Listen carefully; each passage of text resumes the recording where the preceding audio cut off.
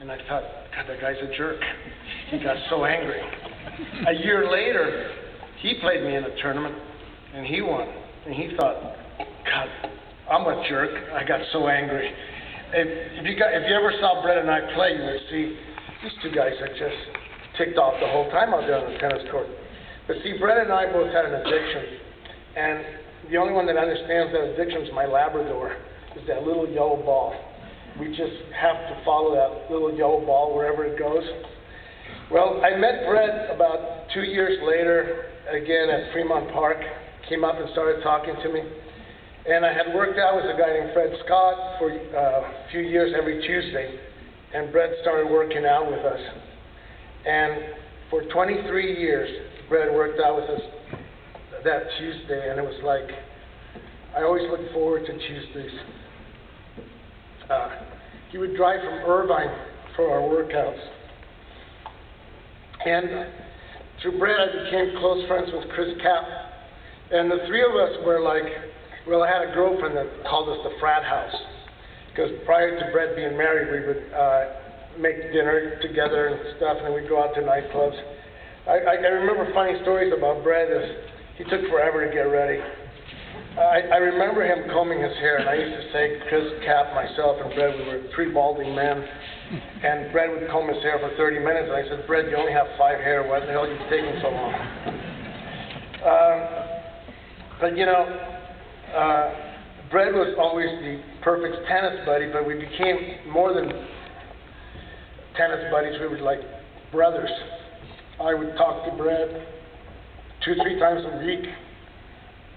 If I ever had a problem, Brett was always the first guy I'd call.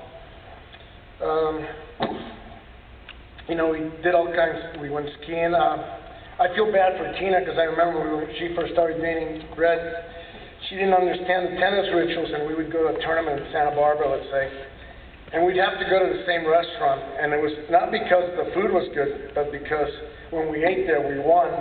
So we had to eat there. It didn't matter the food, and it didn't matter the nuances.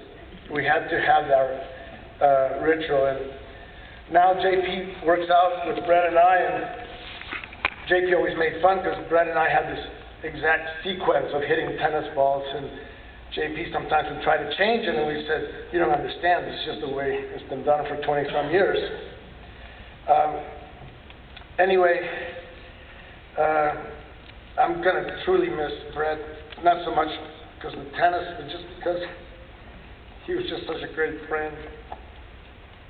And I'm jealous of the family life he had. He would always love his kids. We'd always talk afterwards. He loved going up to the cabin with his family.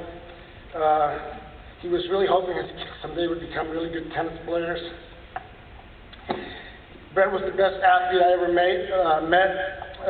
Nobody could run down a ball like Brett. You know, I'll say it now.